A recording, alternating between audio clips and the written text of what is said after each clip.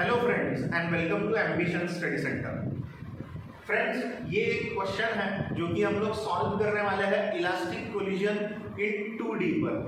तो आइए देखते हैं इस क्वेश्चन में हमें क्या पूछ रखा है।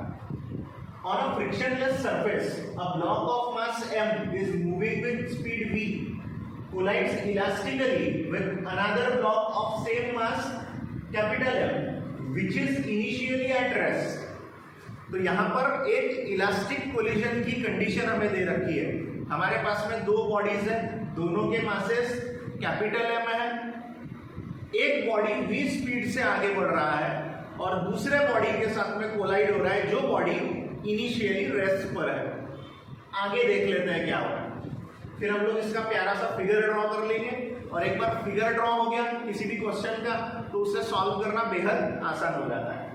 After collision the first block moves at an angle theta to its initial direction and has a speed v by 3। तो कोलिजन होने के बाद जो पहला ब्लॉक था जो v स्पीड से मूव कर रहा था वो थीटा एंगल पर डाइवर्ट होकर के v by 3 स्पीड से मूव करने लगेगा। The second block's speed after collision is, तो ऐसे में जो दूसरा ब्लॉक रहेगा वो कोलिजन के बाद क्या स्पीड से आगे बढ़ेगा। तो आइए देखिए, ये बहुत ही सिंपल सा कंडीशन है क्योंकि कोलिजन के बाद पहले ब्लॉक ने डायरेक्शन चेंज कर दिया है अपने मोशन की, तो वहीं से हमें पता चलता है कि this question is based on elastic collision in 2D। तो आइए हम लोग देखते हैं इसका एनालिसिस। तो हमारे पास में सिंपल सा एनालिसिस है। एक डायरेक्शन में ये दोनों ब्लॉक्स थे। पहले ये पहला ब्लॉक है मास m का जो कि v स्पीड से मूव कर रहा है और जो दूसरा ब्लॉक है वो इनिशियली जो है वो रेस्ट पर है, यानी इसकी जो स्पीड है ये हमें क्या लेनी है, 0 लेनी है इनिशियल स्पीड। और जैसे ही इनका कोलिजन होता है आपस में, कोलिजन होने के बाद जो सिचुएशन है वो कुछ इस प्रकार से है। जो पहला ब्लॉक है वो अपनी वेलोसिटी v/3 बना लेगा at an angle theta with the initial direction. अब ये जो दूसरा ब्लॉक है जिसका मास कैपिटल M है उसकी हमें स्पीड पूछी गई है,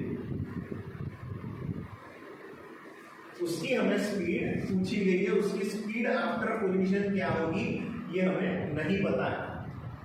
तो इट इज सो सिंपल। हम लोगों ने इलास्टिक कोलिजन इन 2D पढ़ रखा है जहां पर हम लोगों ने देखा है कि मोमेंटम तो कंजर्व होता ही है लेकिन साथ साथ काइनेटिक एनर्जी भी कंजर्व होती है, यानी जो ke इनिशियल होगी इस केस में will be equivalent to ke final. तो that's the simple concept behind this question. हम लोग ऐसे क्वेश्चन जब सॉल्व करते हैं तो हमें ये ध्यान रखना है कि क्वेश्चन में इलास्टिक कोलिजन जब भी दिया हो तभी हम लोग kinetic energy, initial kinetic energy को फाइनल काइनेटिक एनर्जी से इक्वल बता सकते हैं। तो बस उसी कॉन्सेप्ट का हम लोग यूज करेंगे। हम लिखेंगे K initial equals to K final. तो अगर बिफोर कोलिजन की हम लोग काइनेटिक एनर्जी को देखते हैं फ्रेंड्स, तो पहले बॉडी की काइनेटिक एनर्जी हो जाएगी हाफ m v स्क्वायर, दूसरे बॉडी की काइनेटिक एनर्जी हो जाएगी 0 क्योंकि उस बॉडी की जो इनिशियल स्पीड है वो एट रेस्ट था।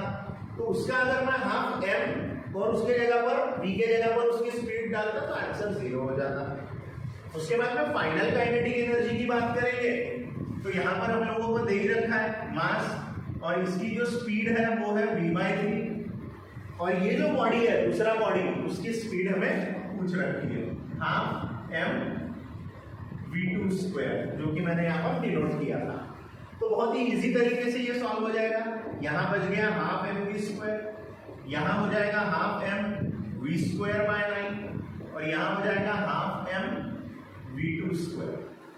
यहाँ से देखना हाफ m v स्क्वायर, यहाँ से भी हाफ m दोनों जगह से कॉमन, तो यहाँ बचेगा v स्क्वायर बाय 9 और यहाँ पर बचेगा v2 स्क्वायर। अब ये हाफ और ये हाफ, ये m और ये m कैंसल, तो बच क्या रहा है v square equals to v square by 9 plus v2 square. Okay, और यही v2 स्क्वायर हमें क्वेश्चन में पूछा गया। तो हम लोग क्या करेंगे, v2 स्क्वायर को निकालना है तो उसे राइट साइड में ही रहने देंगे और इसे शिफ्ट कर देंगे इधर, तो ये पॉजिटिव का हो जाएगा नेगेटिव। तो रिजल्ट आ जाएगा 9v² minus v² upon 9 equals to v2²।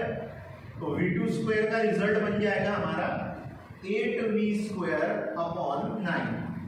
अगर हम लोग दोनों तरफ स्क्वायर रूट ले लेते हैं तो ये हो जाएगा स्क्वायर रूट ऑफ 8/9 v²।